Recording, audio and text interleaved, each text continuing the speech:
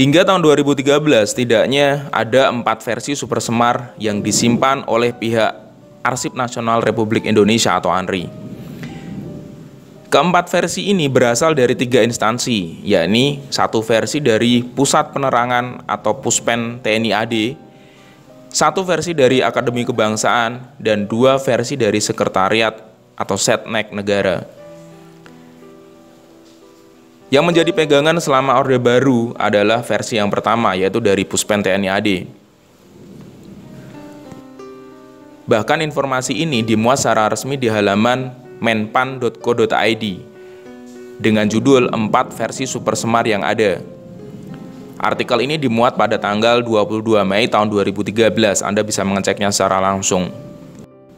Dari informasi dari buku pelajaran sejarah yang kita pelajari selama ini, inti dari Super Semar adalah surat perintah dari Presiden Soekarno langsung yang kemudian ditandatangani olehnya pada tanggal 11 Maret tahun 1966. Isinya adalah instruksi Presiden kepada Panglima Komando Operasi Keamanan dan Ketertiban atau Pangkop Kamtib yang saat itu dijabat oleh Jenderal Soeharto, Letnan Jenderal Soeharto, untuk mengambil tindakan yang dianggap perlu dalam pengamanan negara yang memang sedang rentan pada saat itu.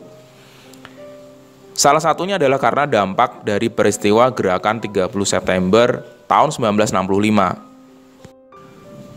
Multi tafsir dari fakta penerapannya memang sangat beragam, terlepas dari segala kepentingan dan kesaksian dari sejumlah pihak yang kemudian disangkal atau muncul kesaksian baru lainnya dan lantas kemudian berbantah klaim.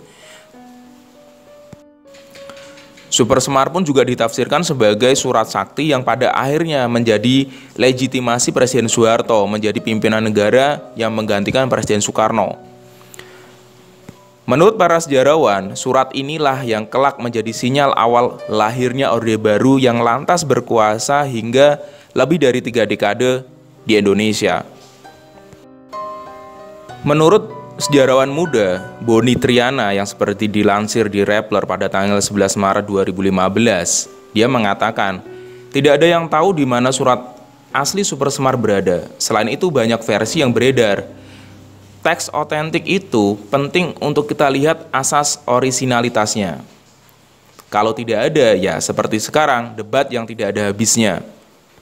Sama persis seperti yang Boni Triana katakan, bahkan tak hingga tahun 2017 belum ada kejelasan ihwal Super Semar. Maka tidak salah jika Mahfud MD, mantan Ketua Mahkamah Konstitusi, meminta kepada semua pihak untuk move on, terlepas dari kontroversi dokumen Super Semar. Ahli hukum tata negara ini berpendapat peralihan yang terjadi saat itu antara Presiden Soekarno, pemerintahan Presiden Soekarno ke pemerintahan Presiden Soeharto adalah sah secara hukum.